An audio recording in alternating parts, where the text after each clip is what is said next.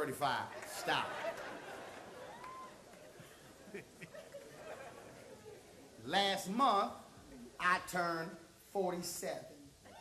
That means that I was born at a time, November 14th, 1968, when black folks were not fully free. I need you to put that in context. See, many of us are walking around like it's all good. No. I was born when we were not fully free. So here we are fighting battles where folks are saying, y'all got enough.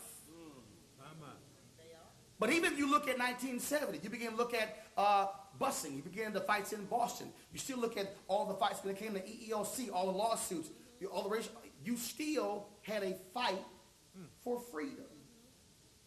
And I'm trying to put it in that context because whether you are a politician, a lawyer, police officer, whether you are a doctor, whether you're a civil rights worker, a nurse, whether you work for a Fortune 500 company, it does not matter. It's understanding the reality that even in 2015, if you think in terms of freedom, it's only been 45 years, which means that you go from 1619 to 1863, and then if you throw in the Emancipation Proclamation, Texas finding out, now 1865, then you got the period of Reconstruction after that. Then you have the Great Compromise of 1877 when the troops were to pull out of the South, and then all of a sudden Jim Crow came in. Then you have all the years of Jim Crow. Then you go through 30s, 40s, 50s, and 60s. Then you see African Americans can't live here, redlining, federal housing policies can't live here, can't get these jobs, and then you begin to understand that, wait a minute, we're trying to have a conversation we somehow are equal when you got to be out of your mind on crack and meth to think somehow that's the case.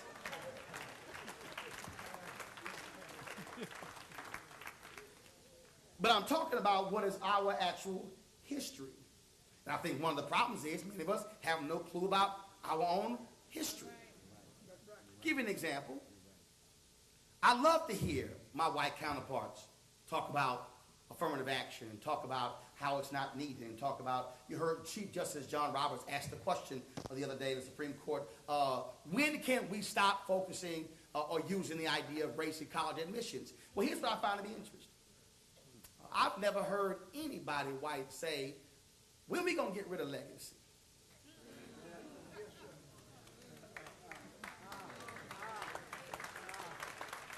Now here's what's interesting. Legacy is when your mama, daddy, grandparents, great-grandparents, they went to a school. Because they went to a school, then you get points, or you might be able to get into the university because they went there. Now here's what's interesting. I love to hear white kids today talk about, look, I didn't own slaves, and I wasn't discriminating against nobody, so why should I be penalized for it? But see, what they never, ever, ever ask the question is that, do understand this here. So if your grandfather went to a university, and then you were able to come in and say, hey, my grandfather, grandmother went here, and they had an endowment, can I get in under legacy? Do understand that my grandfather couldn't go to the school when your grandfather went to the school, but today you still get the benefit from legacy, which tells me that in the 21st century, you still benefit from Jim Crow.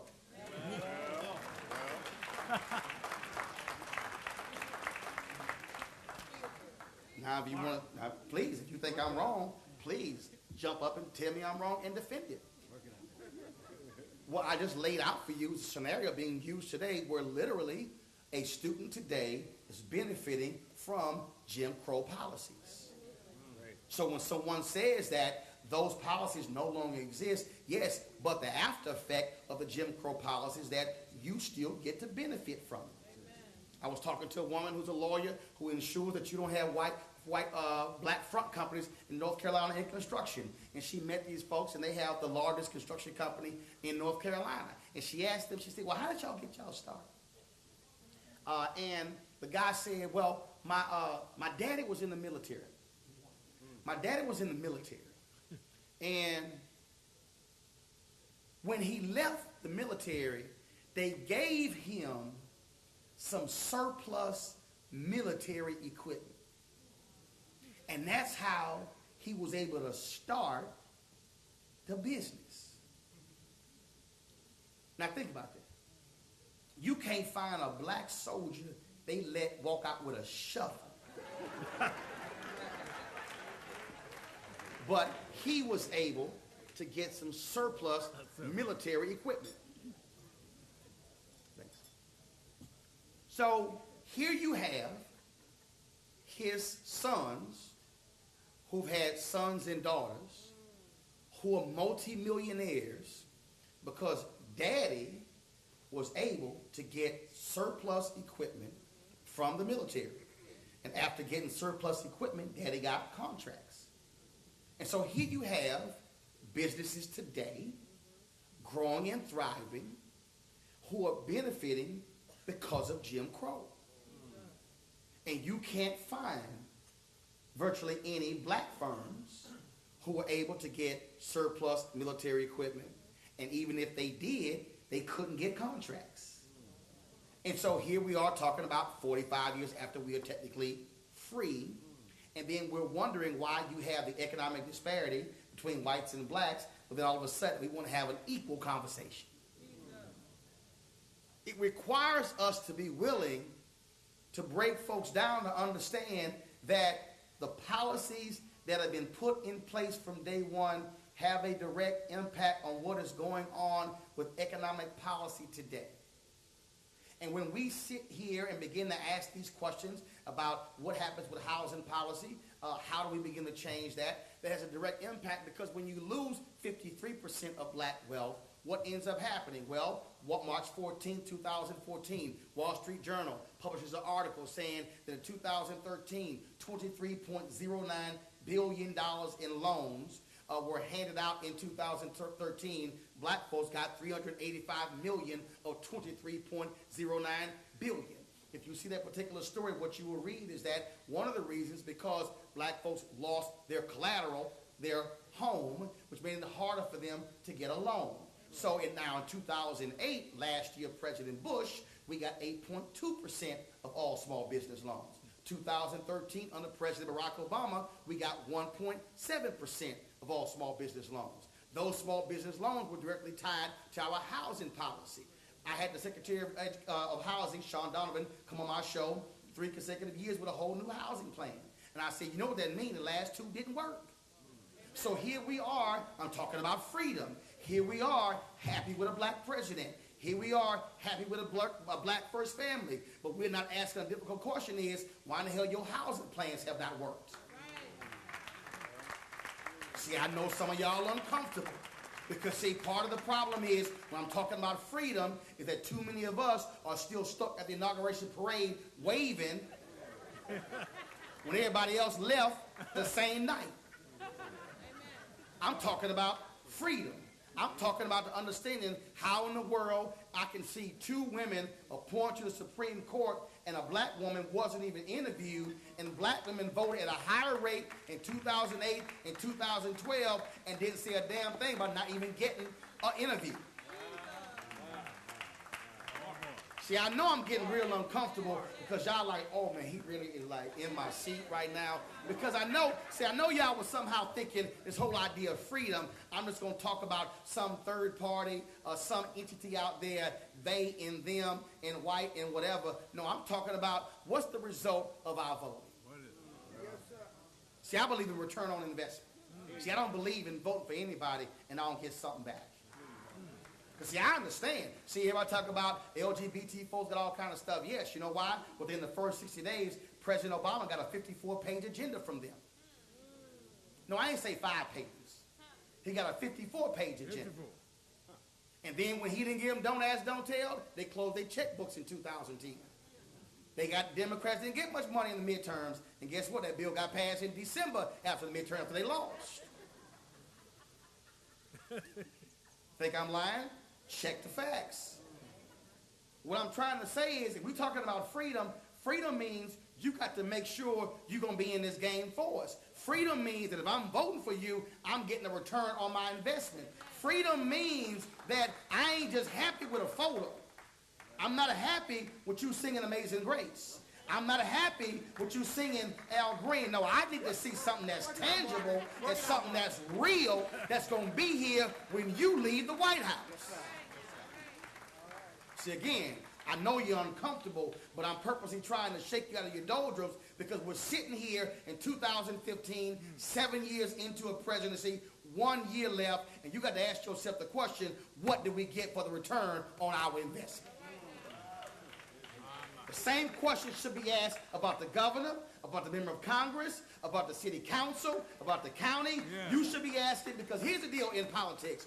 Everybody asks the question, what do I get now? No, I don't want to hear last year because that was last year. What do I get this year?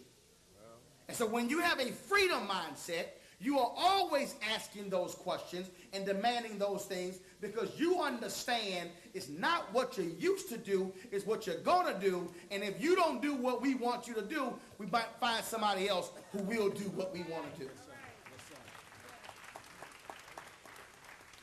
So here we are going to 2016.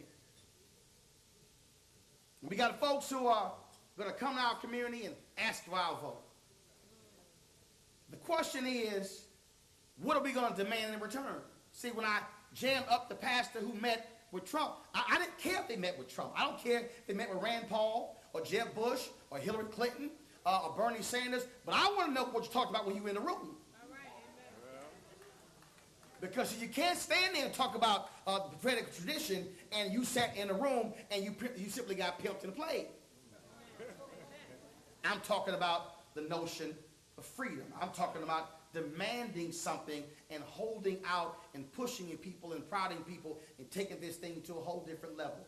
I'm talking about what's happening right now when you got a black folks who are acting so damn bougie about Black Lives Matter when these young folks are putting it on the line, and then we're saying, well, I don't want to say nothing. But the reality is these young folks are foregoing jobs. They're getting thrown in jail. They're doing the exact same thing that SNCC was doing in the 1960s. And you see the last year, 40 new laws in 24 states. You see a level of police transparency you've never seen in your life.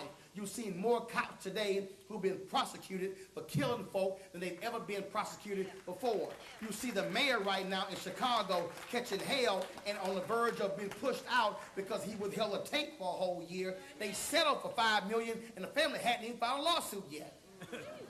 Come on. These folks are pushing because they're saying, no. We don't want a blue ribbon commission. We don't want the same thing. We want freedom. They're not trying to sit here and ask for it. They're demanding it. They're going to the streets about it. And so I'm sitting there going around this country looking at various NAACP chapters going, where are you?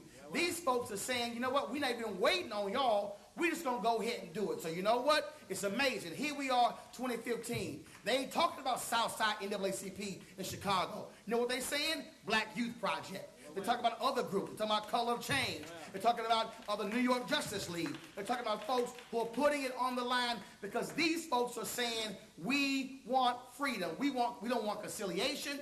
We don't want to come up with somehow a plan where let's just all get along. No, they're saying we want it all. They are forcing a level of accountability we have not seen in years. And they're saying you must change your policy. So here we are talking about a young man, Woods, shot and killed by cops. Yet 5 hours ago, LAPD sheriffs shot a black man who was walking away from them in a similar case as the one here. You saw today in San Antonio, they released a video. A guy held his hands up and the cop shot him saying, well, the movement of holding his hands up scared him.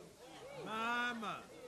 You got Miami, same thing happened. You have a culture, a mindset where it is shoot to kill, we'll ask questions later. What we should be demanding, talking about freedom, is saying if you are a cop and you lie on a police report, you automatically lose your job.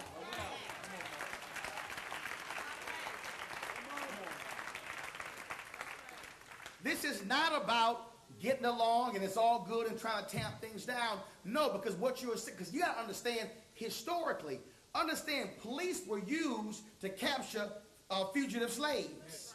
The history of America is that police forces were always used for different purposes to get black folks. Yeah. And so when you see in Ferguson, where they're handing out all kind of tickets, when you got 4 warrants to every household in Ferguson, and the DOJ comes in and says, hold up, something is wrong here, That says they will use the police departments as tax collectors or revenue collectors, which also has an impact on income inequality, because if you can't afford to pay the ticket, your fines increase, and then you have now a warrant, and then you get thrown in, and you have the black woman in St. Louis who got arrested, and she had outstanding warrants after somebody hit her car, and then she was in jail for a whole week, and she could not even get out, and she got bounced from one city to the other because she had a warrant in 3 different one of those small towns.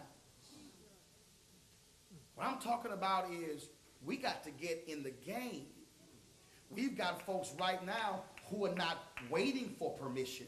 They are not waiting around. What they are saying is, get out of your suits, get out of your dresses, get out of the ballrooms, get out of our corporate jobs, and somehow begin to say, how are you going to change what's happening on these streets? Because what you have to be asked, I asked you, why are you here? Because do understand, in 30 years when they have another one of these events, somebody going to say, what were they doing in 2015? And were they change agents, or were they going along to get along? See, you're going to have to answer that question. See, we can't sit here and talk about Dr. King and Fannie Lou Hamer and talk about all of our civil. It'll be a shame in 30 years if we're still talking about folks from 50 years ago.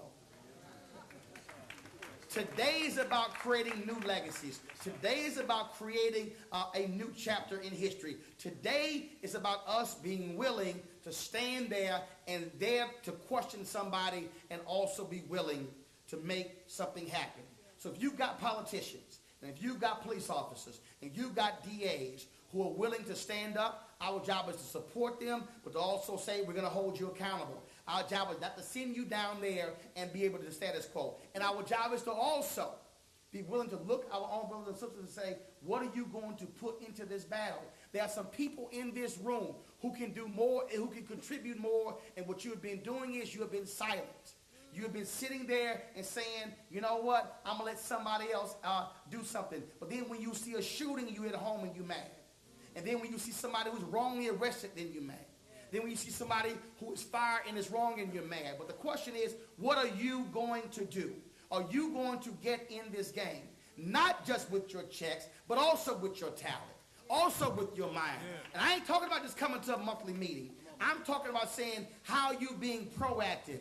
I ask, why are you here? If your commitment ends with this banquet, then all you've done is come here, enjoy a salad, enjoy some chicken, enjoy some conversation, and you're doing nothing to advance the agenda of black folks in this city. What you must begin to say is, I'm willing to fight, I'm willing to put it on the line, and as my fraternity brother, Bertha Woodson Tandy said, we're going to fight till hell freezes over, and then we're going to fight on the ice.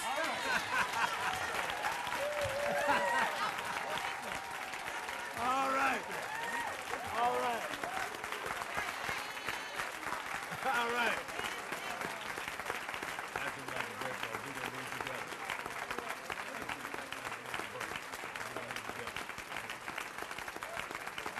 All right. Wow. What a powerful message. Please, another round of applause for Mr. TV1, Roland Martin.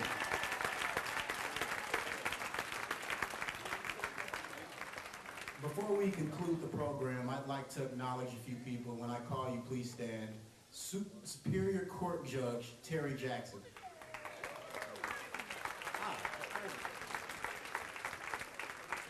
Former San Francisco Supervisor Sophie Maxwell. And Oakland City Council President Lynette McIlhaney. Dr. Brown, it's now in your hands for closing remarks.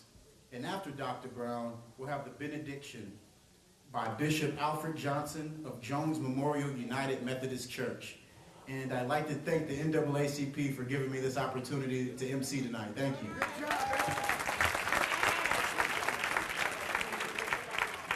Has this dinner been in good hands? Let's give Brother Ward another big round of applause for the superb job that he has done. And give our speaker another big round of applause. The one and only Roland Martin. And we could not, I'm going to beg you, we're going to leave right now. We want to leave together as a unit, as a team. Please, pretty please.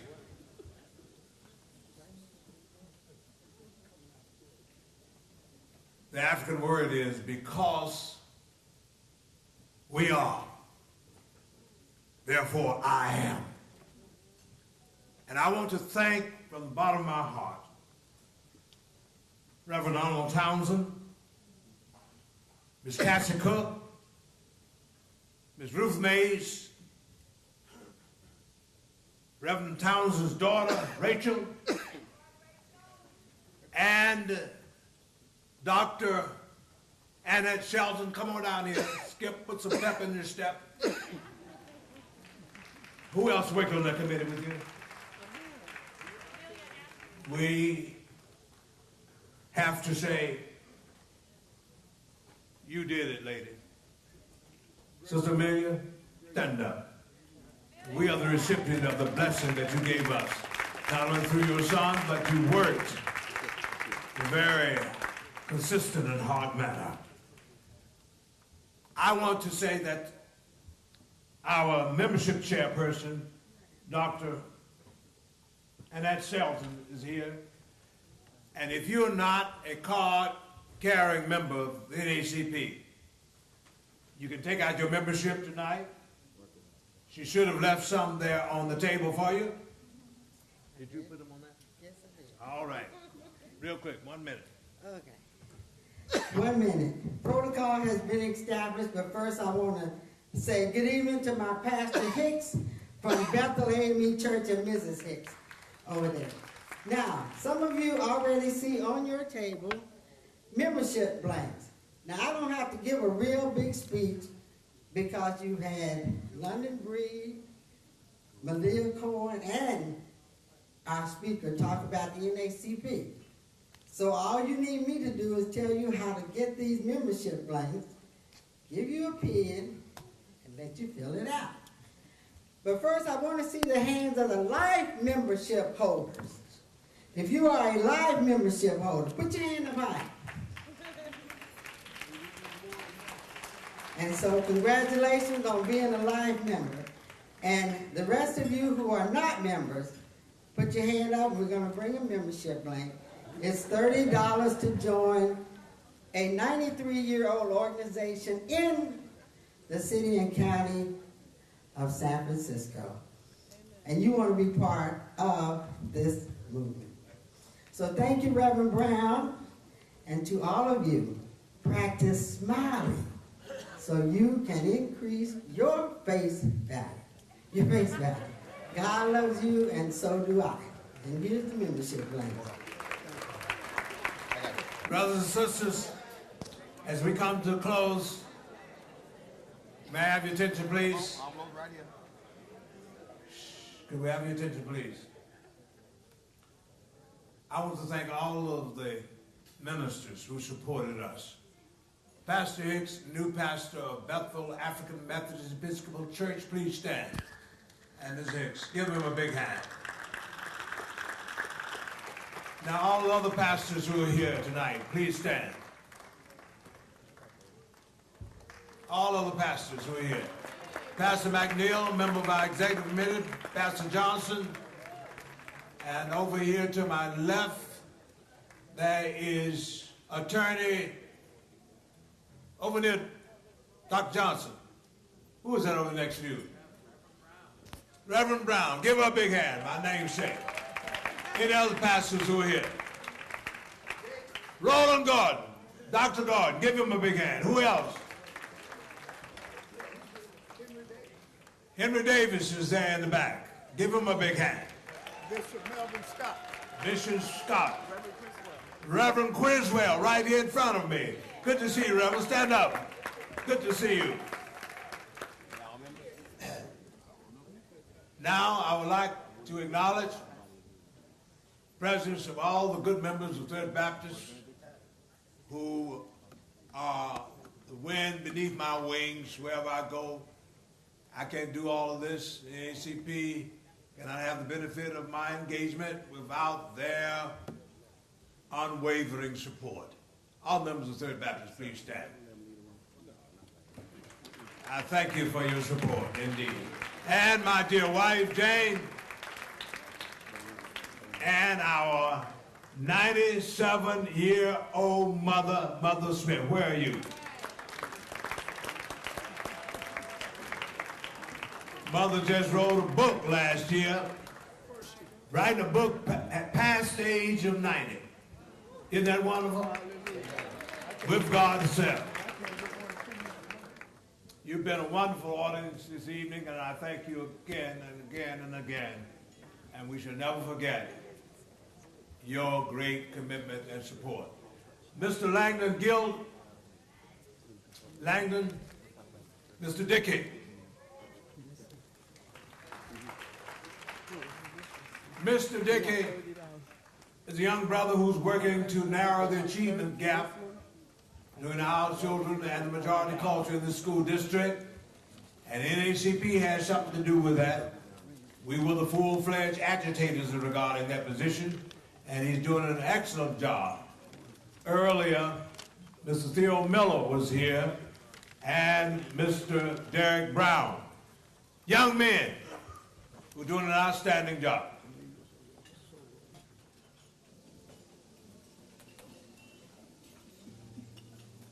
Pastor of the Jones United Methodist Church, the church of our late Dr. Hamilton Boswell, who was an ardent supporter of the NAACP, and also the church of our former Mayor Willie Lewis Brown, Jr. We welcome him as the new pastor of Jones. As I said earlier, we also welcome Reverend Hicks of Bethel. It's significant that we have the three oldest communions amongst African Americans in this town. Bethel,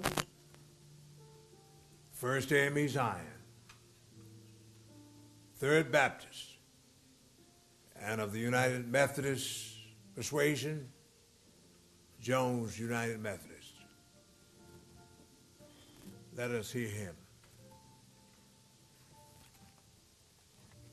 Thank you, Dr. Brown, and certainly honored for this opportunity to be in this house.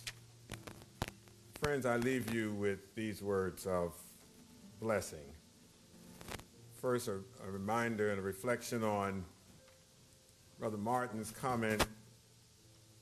We as a church really are called to comfort the afflicted and to afflict the comfortable.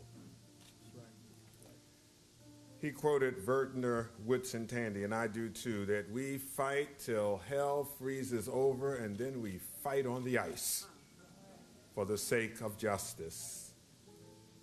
Karl Barth would write that there are no prayers without clasping the hands in prayer as the beginning of an uprising against the disorder in this world. That's my blessing to you. Afflict the comfortable.